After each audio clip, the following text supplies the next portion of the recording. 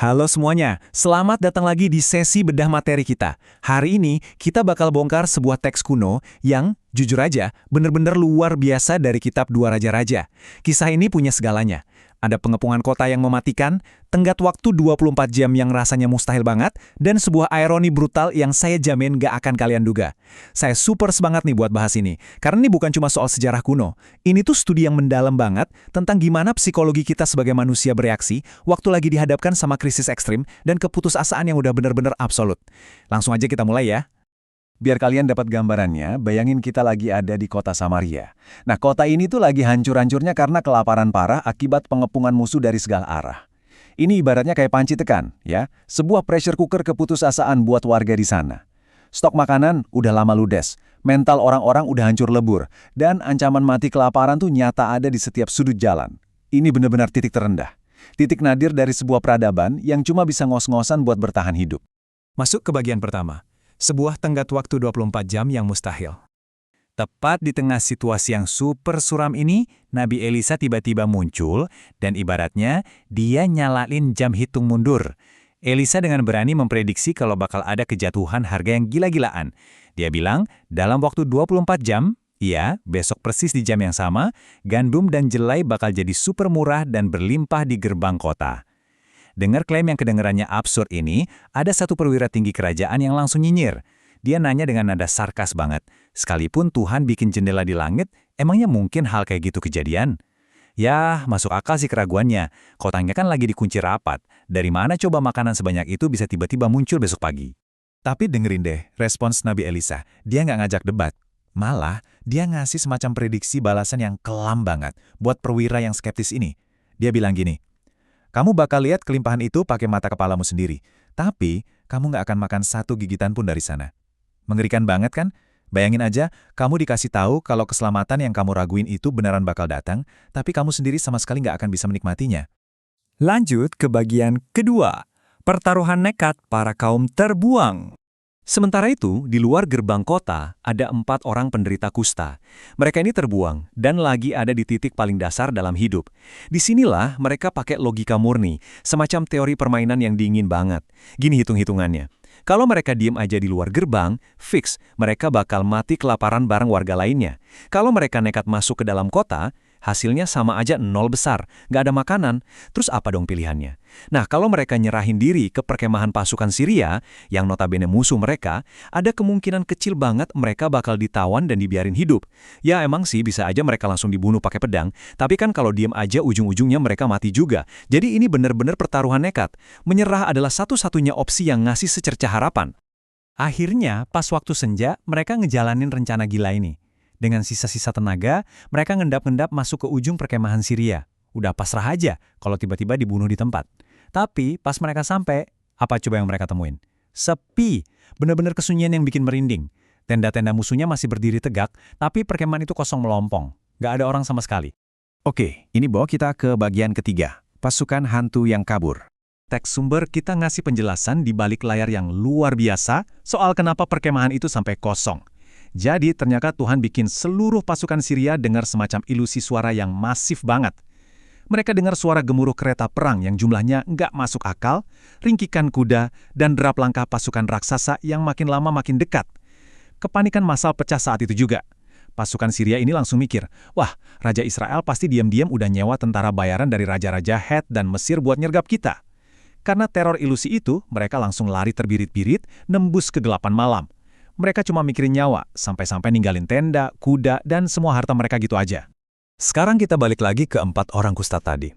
Begitu sadar perkemahan itu aman, wah mereka serasa menang lotre. Langkah pertama, ya jelas, mereka masuk tenda dan makan minum dengan rakus banget. Terus langkah kedua, mereka mulai menjarah. Mereka kumpulin perak, emas, dan baju-baju mahal peninggalan Jenderal Syria, terus mereka sembunyiin. Tapi di langkah ketiga, moralitas mereka mulai jalan.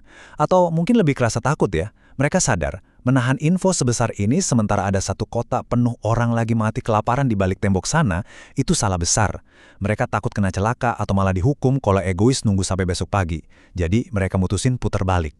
Bagian keempat, paranoia di dalam istana. Tengah malam bolong, para penderita kusta ini bawa kabar baik tadi ke kota, sampai akhirnya info ini tembus ke telinga raja. Nah, disinilah psikologi kita diuji nih. Coba deh bayangin, gimana sih reaksi orang kalau tiba-tiba dikasih mujizat? Harusnya kan nangis bahagia dan sujud syukur ya, tapi reaksi sang raja ini beda banget. Reaksinya sangat manusiawi, gelap, dan kental banget sama trauma akibat pengepungan berbulan-bulan. Raja sama sekali nggak mikir ini bantuan dari langit. Dia malah curiga berat. Dia mikir ini tuh jebakan, sebuah taktik militer tingkat tinggi. Raja yakin pasukan Syria tahu kalau orang Israel udah mau mati kelaparan, jadi musuhnya sengaja pura-pura pergi dan sembunyi di padang belantara. Masuk akal sih paranoianya. Menurut Raja, musuh cuma nunggu warga kota lari keluar buat nyari makan, lalu, bam, mereka disergap di ruang terbuka, dan musuh bisa dengan gampang ngambil alih kota yang gerbangnya udah nggak dijaga. Buat seorang pemimpin yang lagi putus asa, pikiran kayak gini tuh logis banget. Untungnya ada satu pelayan raja yang berhasil bawa akal sehat ke dalam ruangan itu. Dia bilang, lagi pula warga kita di dalam juga pelan-pelan lagi nunggu mati, nggak ada salahnya kita ngecek. Akhirnya, mereka ngirim regu pengintai. Dan fakta ini benar-benar nunjukin seberapa hancurnya kota itu. Regu pengintai ini cuma dibekalin 2 ekor kuda kereta. Cuma 2 ekor yang masih hidup di seluruh penjuru kota. Angka 2 ini jadi bukti nyata kalau sumber daya mereka udah benar-benar habis. Singkat cerita, pengintai ini ngelacak jejak musuh sampai ke Sungai Yordan dan nemuin jalanan yang penuh sama senjata dan pakaian yang dibuang berserakan. Bukti valid kalau musuhnya emang beneran lari ketakutan. Dan ini membawa kita ke bagian kelima, sebuah nubuat yang tergenapi dengan sangat tragis. Begitu pengintai balik bawa kabar pasti, info itu langsung menyebar kayak api liar. Seluruh warga kota berhamburan keluar dari gerbang, ibarat bendungan yang jebol. Mereka menjarah habis-habisan perkemahan Silia yang penuh makanan itu. Dan tebak apa yang terjadi? Tepat saat jam hitung mundur 24 jam dari Nabi Elisa itu berakhir, pasar tiba-tiba jatuh. Karena makanan dari musuh membanjiri kota, harga gandum halus dan jelai langsung anjlok parah, dijual persis cuma seharga 1 sikal. Prediksi ekonomi yang tadinya kerasa mustahil banget itu, kejadian dengan presisi yang absolut. Tapi tunggu dulu, terus gimana nasib perwira kerajaan yang kemarin nyinyir dan ngetawain nubuat itu? Nah, raja kan pengen ngendaliin kekacauan massa, jadi dia nugasin si perwira skeptis ini buat jaga gerbang kota. Disinilah momen krusialnya terjadi. Dan ini ironis banget, pas perwira ini lagi berdiri di gerbang, ribuan massa yang kelaparan dan udah buta sama insting bertahan hidup, menyerbu keluar. Gelombang manusia ini benar-benar nggak kebendung, dan akhirnya mereka nginjak-nginjak perwira itu sampai tewas di tempat. Persis banget kayak apa yang dibilang Elisa. Perwira ini berdiri di sana, dia ngelihat tumpukan makanan itu pakai matanya sendiri. Keselamatan ada persis di depan hidungnya, tapi dia tewas tergencet sebelum mulutnya bisa ngerasain sepotong roti pun. Kedua sisi dari nubuat itu tergenapi dengan super sempurna, tapi juga sangat menakutkan. Sambil kita nutup sesi bedah materi yang memukau ini, ada satu pertanyaan yang pastinya masih relevan sampai detik ini. Kalau kita lagi ada di puncak krisis, didorong sampai ke batas akhir kemampuan kita, apa mungkin rasa skeptis dan keputusasaan itu justru membutakan kita dari jalan keluar? Kisah dari Samaria ini benar-benar nantang kita buat mikir, seberapa jauh sih asumsi-asumsi dan keraguan keras kepala kita pada akhirnya malah ngebentuk nasib kita sendiri?